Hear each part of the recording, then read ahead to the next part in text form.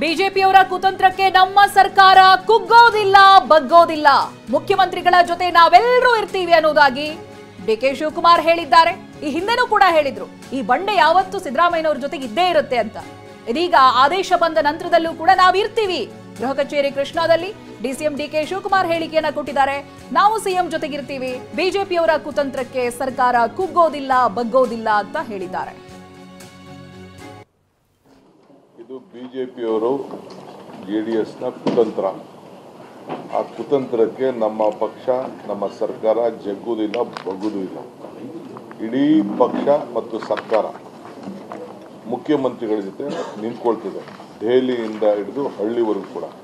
So ಅದರಿಂದ ಯಾರ ಕನಸು, ಯಾರ ಏನೇನು ಒತ್ತಡ, ಅದು ಯಾವುದು ಕೂಡ ನಮ್ಮ ಪಕ್ಷ ಅಲ್ಲಿ ಸರ್ಕಾರದಲ್ಲಿ ಮಿಣೋದಿಲ್ಲ. ಕಾನೂನು ಹೋರಾಟ ಮಾಡ್ತೀವಿ, ಜನರ ಜೊತೆಲಿ ನಿಂತ್ಕೊಳ್ತೀವಿ. ಇದು ಬಿಜೆಪಿ. ನೋಡಿ, ಒಂದು ಕಡೆಯಲ್ಲಿ ಸಿಎಂ ಸಿದ್ದರಾಮಯ್ಯ ಮಾತನಾಡ್ತಾ ಇದ್ರು, ಈ ಕುರ್ಚಿಯಿಂದ ಕೆಳಗಿಳಿಯೋದು, ರಾಜೀನಾಮೆ ಕೊಡೋದು, ಇಂಥ ಮಾತುಗಳಿಲ್ಲ ಅಂತ. ಜೊತೆಗೆ ಡಿ ಕೆ ಶಿ ಅವರು ಕೂಡ ಹೇಳ್ತಾ ಇದ್ದಾರೆ, ಯಾವುದೇ ಕಾರಣಕ್ಕೂ ನಾವು ಜೊತೆ ಬಿಟ್ಟು ಕೊಡೋದಿಲ್ಲ, ಅವ್ರ ಜೊತೆಗೆ ಯಾವಾಗ್ಲೂ ನಿಲ್ತೀವಿ ಅನ್ನೋದಾಗಿ.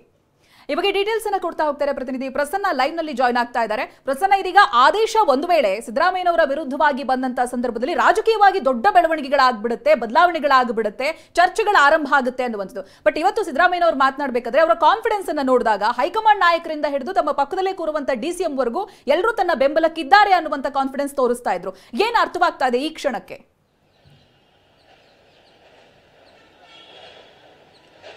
ಒಂದು, ಇವತ್ತಿನ ತೀರ್ಪಿನ ಆಧಾರದ ಮೇಲೆ ಸಿಎಂ ಸಿದ್ದರಾಮಯ್ಯನವರು ಕಾನೂನಾತ್ಮಕವಾದಂತಹ ಹೋರಾಟವನ್ನು ಮಾಡ್ತೀನಿ ಅನ್ನುವಂಥದ್ದನ್ನ ಅತ್ಯಂತ ಸ್ಪಷ್ಟವಾಗಿ ಹೇಳಿದ್ದಾರೆ. ಇದರ ಜೊತೆಗೆ ರಾಜಕೀಯ ಬದಲಾವಣೆಗಳು ಇಷ್ಟಕ್ಕೆ ನಿಲ್ಲುತ್ತೆ ಅಂತ ಹೇಳಕ್ ಸಾಧ್ಯವಿಲ್ಲ. ಇದು ಬಹಿರಂಗ ರಾಜಕೀಯ ಆದರೆ ಅಂತರಂಗದ ರಾಜಕೀಯ ಬೇರೆ ಬೇರೆ ಇರುತ್ತೆ. ಅದು ಮುಂದಿನ ದಿನಗಳಲ್ಲಿ ಬೇರೆ ಬೇರೆ ಸ್ವರೂಪವನ್ನು ಪಡೆದುಕೊಳ್ಬಹುದು. ಸದ್ಯಕ್ಕಂತೂ ಶಾಸಕರು ಮತ್ತು ಸಚಿವರು ಒಂದು ಸಾಲಿಡಾರಿಟಿಯನ್ನ ಅಥವಾ ಒಂದು ಒಗ್ಗಟ್ಟನ್ನ ಸಿಎಂ ಸಿದ್ದರಾಮಯ್ಯನವರ ಪರವಾಗಿ ವ್ಯಕ್ತಪಡಿಸೋದಕ್ಕೆ ಒಂದು ಪ್ರಮುಖ ಕಾರಣ. ಇದು ಸೇಡಿನ ರಾಜಕೀಯ ಅನ್ನುವಂಥದ್ದನ್ನ ಪದೇ ಪದೇ ಕಾಂಗ್ರೆಸ್ ನಾಯಕರು ಹೇಳ್ತಾ ಇದ್ದಾರೆ. ಇವತ್ತು ಪತ್ರಿಕಾಗೋಷ್ಠಿಯಲ್ಲೂ ಕೂಡ ಸಿಎಂ ಸಿದ್ದರಾಮಯ್ಯನವರು ಹೇಳಿದ್ದಾದೇನೆ, ಡಿಸಿಎಂ ಡಿಕೆ ಶಿವಕುಮಾರ್ ಅವರು ಸೇರಿದಂತೆ ಎಲ್ಲ ನಾಯಕರು ಕೂಡ ಹೇಳ್ತಾ ಇರುವಂತದ್ದು, ರಾಜಭವನವನ್ನ ದುರ್ಬಳಕೆ ಮಾಡಿಕೊಂಡು ಈ ಒಂದು ಇಡೀ ಷಡ್ಯಂತ್ರ ನಡೀತಾ ಇದೆ ಅನ್ನುವಂಥದ್ದು. ಈ ಕಾರಣಕ್ಕೋಸ್ಕರ ಒಂದು ಸಾಲಿಡಾರಿಟಿಯನ್ನ ಸಿದ್ದರಾಮಯ್ಯನವರ ಪರವಾಗಿ ಎಲ್ಲ ಶಾಸಕರು ಸಚಿವರು ಎತ್ತುತ್ತಾ ಇದ್ದಾರೆ. ಇನ್ನೊಂದು ಪ್ರಮುಖವಾದಂತಹ ಅಂಶ, ಇವತ್ತಿನ ತೀರ್ಪಿನಲ್ಲಿ 17A ಮಾತ್ರ ಅನುಮತಿ ಕೊಡಲಾಗಿದೆ. BNSS 218 ಸೆಕ್ಷನ್ಗೆ ಇಲ್ಲಿ ರಾಜ್ಯಪಾಲರು ಏನ್ ಹೇಳಿದ್ರು ಆ ಅಂಶವನ್ನ ಸಂಪೂರ್ಣವಾಗಿ ನ್ಯಾಯಾಧೀಶರು ತಿರಸ್ಕಾರವನ್ನ ಮಾಡಿದ್ದಾರೆ. ಆ ಮೂಲಕ ಪ್ರಾಸಿಕ್ಯೂಷನ್ಗೆ ಅನುಮತಿ ಅಲ್ಲ, ಇದು ಕೇವಲ ಪ್ರಾಥಮಿಕ ತನಿಖೆಗೆ ಮಾತ್ರ ಅನುಮತಿ ಅನ್ನುವಂತಹ ಅಂಶವನ್ನೇ ಕಾಂಗ್ರೆಸ್ನ ನಾಯಕರು ಒತ್ತಿ ಒತ್ತಿ ಹೇಳ್ತಾ ಇದ್ದಾರೆ. ಪ್ರಾಥಮಿಕ ತನಿಖೆ ಮುಂದುವರೆದು ಅದು ಚಾರ್ಜ್ ಶೀಟ್ ಆಗುವಂತಹ ಹಂತಕ್ಕೆ ಬಂದು ಆ ಸಂದರ್ಭದಲ್ಲಿ ಬೇರೆ ರೀತಿಯ ಪರಿಸ್ಥಿತಿ ಇರುತ್ತೆ. ಹೀಗಾಗಿ ಸದ್ಯಕ್ಕೆ ಕೇವಲ ಪ್ರಾಥಮಿಕ ತನಿಖೆ ಮಾತ್ರ. ಆ ತನಿಖೆಗೆ ನಾನು ಅಂಜೋದಿಲ್ಲ, ಹೆದರೋದಿಲ್ಲ ಮತ್ತು ಹಿಂದೆ ಸರಿಯೋದಿಲ್ಲ ಅನ್ನುವಂತ ಒಂದು ಸ್ಪಷ್ಟನೆಯನ್ನ ಸಿಎಂ ಸಿದ್ದರಾಮಯ್ಯನವರು ಕೊಡ್ತಾ ಇದ್ದಾರೆ. ಮತ್ತು ಇದು ನಿಜಕ್ಕೂ ಕೂಡ ಒಂದರ್ಥದಲ್ಲಿ ರಾಜ್ಯಪಾಲರಿಗೆ ಅವರು ಕೊಟ್ಟಂತಹ ಏನು ಪ್ರಾಸಿಕ್ಯೂಷನ್ ಅನುಮತಿ ಇತ್ತು ಅಥವಾ ತನಿಖೆಗೆ ಅನುಮತಿಯನ್ನ ಕೊಟ್ಟಿದ್ರು ಅದಕ್ಕೆ ಒಂದು ರೀತಿಯಲ್ಲಿ ಪೂರಕವಾಗಿದೆ. ಇನ್ನೊಂದು ರೀತಿಯಲ್ಲಿ ಸಿಎಂ ಸಿದ್ದರಾಮಯ್ಯನವರಿಗೆ ಅನಿವಾರ್ಯವಾಗಿ ತನಿಖೆಯನ್ನ ಎದುರಿಸಲೇಬೇಕಂತ ಪರಿಸ್ಥಿತಿ ಬಂದಿದೆ. ಈ ಎಲ್ಲ ಕಾರಣದಿಂದ ಸದ್ಯಕ್ಕೆ ಕಾಂಗ್ರೆಸ್ನ ನಾಯಕರು, ಕಾಂಗ್ರೆಸ್ನ ಶಾಸಕರು, ಸಚಿವರು ಸಿಎಂ ಸಿದ್ದರಾಮಯ್ಯನವರ ಬೆನ್ನಿಗೆ ನಿಂತಿದ್ದೇವೆ ಅನ್ನುವಂತ ಮಾತನ್ನ ಹೇಳ್ತಾ ಇದ್ದಾರೆ. ಇದರ ಜೊತೆಗೆ ಮುಂದಿನ ದಿನಗಳಲ್ಲಿ ರಾಜಕೀಯ ಬೇರೆ ಬೇರೆ ರೀತಿಯ ಸ್ವರೂಪವನ್ನ ಪಡೆದುಕೊಳ್ಳಬಹುದು. ತನಿಖೆ ವಿಚಾರಣೆ ಹಂತಕ್ಕೆ ಹೋದಂತ ಸಂದರ್ಭದಲ್ಲಿ ಆಗ ಇದೇ ಪರಿಸ್ಥಿತಿ ಇರುತ್ತೆ ಅಂತ ಹೇಳೋದಕ್ಕೆ ಸಾಧ್ಯವಿಲ್ಲ. ಸದ್ಯದ ಪರಿಸ್ಥಿತಿಯಲ್ಲಿ ಸಿಎಂ ಸಿದ್ದರಾಮಯ್ಯನವರ ಬೆನ್ನಿಗೆ ಹೈಕಮಾಂಡ್ ನಿಲ್ಲಬಹುದು. ಬೇರೆ ಬೇರೆ ರಾಜ್ಯಗಳ ಕಾರಣಗಳು ಕೂಡ ಇದಾವೆ, ಬೇರೆ ಬೇರೆ ಚುನಾವಣೆಯ ಸಂದರ್ಭಗಳು ಕೂಡ ಇದಕ್ಕೆ ಕಾರಣ ಆಗಿದ್ದಾವೆ. ಜೊತೆಗೆ ಸಿಎಂ ಸಿದ್ದರಾಮಯ್ಯನವರು ಹೈಕಮಾಂಡ್ ನಾಯಕರ ಮನವರಿಕೆ ಮಾಡಿಕೊಡೋದ್ರಲ್ಲಿ ಎಲ್ಲ ಒಂದ್ ಕಡೆ ಮೇಲ್ನೋಟಕ್ಕಂತೂ ಯಶಸ್ವಿಯಾಗಿದ್ದಾರೆ. ಈ ಒಂದು ಮೂಡಾ ಪ್ರಕರಣಕ್ಕೆ ಸಂಬಂಧಪಟ್ಟ ಹಾಗೆ ವಿಚಾರಣೆ ಪ್ರಾರಂಭ ಆದ್ರೂ ಅಥವಾ ತನಿಖೆ ಪ್ರಾರಂಭ ಆದ್ರೂ ಕೂಡ ಅದರಲ್ಲಿ ತನ್ನ ಪಾತ್ರ ಇಲ್ಲ ಅಥವಾ ತನ್ನ ನೇರವಾಗಿ ಯಾವುದೇ ಕಡತಕ್ಕೆ ಸಹಿ ಹಾಕಿಲ್ಲ ಅಥವಾ ನೇರವಾಗಿ ಮೌಖಿಕವಾಗಿ ಆದೇಶವನ್ನ ಮಾಡಿಲ್ಲ. ತನ್ನ ಪ್ರಭಾವವನ್ನ ಮುಖ್ಯಮಂತ್ರಿ ಆಗಿದ್ದಂತ ಸಂದರ್ಭದಲ್ಲೂ ಕೂಡ ತಾನು ಸೈಟ್ಗಳನ್ನ ಪಡೆಯೋದಕ್ಕೆ ಬಳಸಿಲ್ಲ ಅನ್ನುವಂಥದ್ದನ್ನ ಹೈಕಮಾಂಡ್ ನಾಯಕರಿಗೆ ಮನವರಿಕೆ ಮಾಡಿಕೊಟ್ಟಂತೆ ಕಾಣ್ತಾ ಇದೆ. ಈ ಕಾರಣಕ್ಕೋಸ್ಕರ ಸದ್ಯಕ್ಕೆ ಸಿಎಂ ಸಿದ್ದರಾಮಯ್ಯನವರ ಬೆನ್ನಿಗೆ ಎಲ್ಲ ನಾಯಕರು ನಾವು ನಿಂತಿದ್ದೀವಿ ಅನ್ನುವಂತ ಮಾತನ್ನ ಹೇಳ್ತಾ ಇದ್ದಾರೆ. ಮತ್ತು ಸದ್ಯದ ಪರಿಸ್ಥಿತಿಯಲ್ಲಿ ಬೇರೆ ಬೇರೆ ರಾಜ್ಯಗಳ ರಾಜ್ಯಪಾಲರು ನಡೆದುಕೊಂಡಂತಹ ರೀತಿಯನ್ನು ಕೂಡ ಕಾಂಗ್ರೆಸ್ ಒಂದು ಅಸ್ತ್ರವಾಗಿ ಬಳಸ್ಕೊಳ್ತಾ ಇದೆ. ತಮಿಳುನಾಡು ಇರ್ಬೋದು, ಪಶ್ಚಿಮ ಬಂಗಾಳ ಇರ್ಬೋದು, ಬೇರೆ ಬೇರೆ ರಾಜ್ಯಗಳಲ್ಲಿ ರಾಜ್ಯಪಾಲರು ಹೇಗೆ ಅಲ್ಲಿನ ಮುಖ್ಯಮಂತ್ರಿಗಳ ವಿರುದ್ಧ ನಿರ್ಧಾರಗಳನ್ನ ತೆಗೆದುಕೊಂಡ್ರು ಮತ್ತು ಕೇಜ್ರಿವಾಲ್ ಪ್ರಕರಣವನ್ನ ಪ್ರಮುಖವಾಗಿ ಇಟ್ಕೊಂಡು ಕಾಂಗ್ರೆಸ್ನ ನಾಯಕರು ಮಾತನಾಡ್ತಾ ಇದ್ದಾರೆ. ಕೇಜ್ರಿವಾಲ್ ಅವರ ವಿರುದ್ಧ ಅಲ್ಲಿನ ಒಂದು ಜೈಲಿಗೆ ಹೋಗುವಂತ ಪರಿಸ್ಥಿತಿ ಬಂದರೂ ಕೂಡ ಇವತ್ತು ಕೇಜ್ರಿವಾಲ್ ಅವರ ವಿರುದ್ಧವೇ ಸುಪ್ರೀಂ ಕೋರ್ಟ್ ಯಾವುದೇ ರೀತಿಯ ತೀರ್ಪನ್ನ ಕೊಟ್ಟಿಲ್ಲ. ಅದೇ ರೀತಿ ರೀತಿಯ ಪರಿಸ್ಥಿತಿ ಇಲ್ಲೂ ಕೂಡ ಆಗುತ್ತೆ.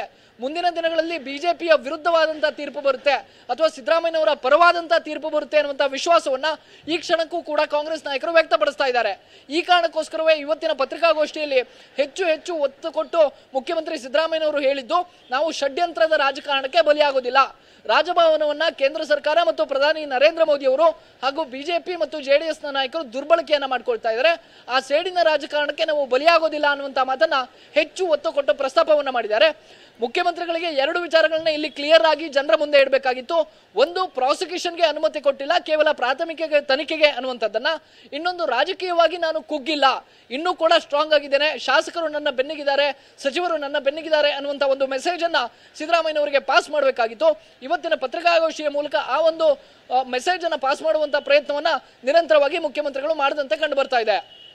ಎಸ್ ಪ್ರಸನ್ನ, ಈಗ ರಾಜಕೀಯಾತ್ಮಕವಾಗಿ ಒಂದಷ್ಟು ವಿಚಾರಗಳ ಬಗ್ಗೆ ನಾವು ಪ್ರಸ್ತಾಪ ಮಾಡಿದ್ವಿ. ಅದು ರಾಜಕೀಯ ಹೋರಾಟ ಇರಬಹುದು, ಜೊತೆಗೆ ಸಿಎಂ ಅವರ ಬೆನ್ನಿಗೆ ಎಲ್ಲರೂ ಕೂಡ ನಿಂತ್ಕೊಳ್ತಾರೆ ಅನ್ನೋ ಒಕ್ಕೊರಲಿನ ಮಾತಿರಬಹುದು.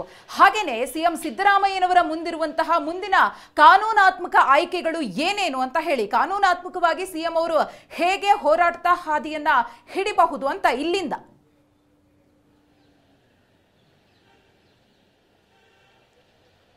ಒಂದು, ಈಗ ಸದ್ಯಕ್ಕೆ ಏಕಸದಸ್ಯ ಪೀಠದಿಂದ ಆದೇಶ ಬಂದಿರೋ ಕಾರಣಕ್ಕೋಸ್ಕರ ಇದನ್ನ ವಿಭಾಗೀಯ ಪೀಠದ ಮುಂದೆ ಚಾಲೆಂಜ್ ಮಾಡಬೇಕಾ ಅಥವಾ ನೇರವಾಗಿ ಸುಪ್ರೀಂ ಕೋರ್ಟ್ಗೆ ಹೋಗ್ಬೇಕಾ ಅನ್ನೋ ಬಗ್ಗೆ ವಿವರವಾಗಿ ಕಾನೂನು ತಜ್ಞರ ಜೊತೆ ಸಿಎಂ ಸಿದ್ದರಾಮಯ್ಯನವರು ಬಹುತೇಕ ಇವತ್ತು ಚರ್ಚೆ ಮಾಡುವಂತ ಸಾಧ್ಯತೆ ಇದೆ. ಇವತ್ತಿನ ತೀರ್ಪು ಬಂದ ತಕ್ಷಣವೂ ಕೂಡ ಸುಪ್ರೀಂ ಕೋರ್ಟ್ನಲ್ಲಿ ಮತ್ತು ಮುಖ್ಯಮಂತ್ರಿಗಳ ಪರವಾಗಿ ವಾದ ಮಂಡಿಸಿದಂತಹ ರವಿವರ್ಮ ಕುಮಾರ್ ಅವರು ಕೂಡ ಮುಖ್ಯಮಂತ್ರಿಗಳ ಬಳಿ ಬಂದು ಒಂದಷ್ಟು ಸುದೀರ್ಘವಾದಂತಹ ಚರ್ಚೆಯನ್ನ ನಡೆಸಿದ್ರು. ಕಾನೂನು ಸಲಹೆಗಾರ ಪೊನ್ನಣ್ಣ ಅವರು ಕೂಡ ಸಿಎಂ ಜೊತೆಗೆ ಚರ್ಚೆಯನ್ನ ನಡೆಸಿದ್ದಾರೆ. ವಿಭಾಗೀಯ ಪೀಠದ ಮುಂದೆ ಹೋಗ್ಬೇಕಾ ಅಥವಾ ನೇರವಾಗಿ ಸುಪ್ರೀಂ ಕೋರ್ಟ್ಗೆ ಹೋಗ್ಬೇಕಾ ಅನ್ನೋದ್ರ ಬಗ್ಗೆಯೂ ಕೂಡ ಒಂದಷ್ಟು ಚರ್ಚೆಯನ್ನ ಮಾಡಿ ಒಂದು ತೀರ್ಮಾನವನ್ನ ತೆಗೆದುಕೊಳ್ಳಬಹುದು. ಕಾನೂನಾತ್ಮಕವಾಗಿ ಹೋರಾಡಲೇಬೇಕಾ ಅಂತ ಸದ್ಯದ ಅನಿವಾರ್ಯ ಪರಿಸ್ಥಿತಿ ಅಂತೂ ಮುಖ್ಯಮಂತ್ರಿಗಳ ಎದುರಿಗಿದೆ. ಇದರ ಜೊತೆಗೆ ಜನಪ್ರತಿನಿಧಿಗಳ ವಿಶೇಷ ನ್ಯಾಯಾಲಯದಲ್ಲೂ ಕೂಡ ಪ್ರಕರಣ ಇರೋದ್ರಿಂದ ಮತ್ತು ಅದು ನಾಳೆಯ ವಿಚಾರಣೆಗೆ ಬರ್ತಾ ಇರೋದ್ರಿಂದಾಗಿ ಅಲ್ಲಿ ಏನಾಗುತ್ತೆ ಅನ್ನುವಂಥದ್ದು ಕೂಡ ಅಷ್ಟೇ ಪ್ರಮುಖ ಆಗುತ್ತೆ.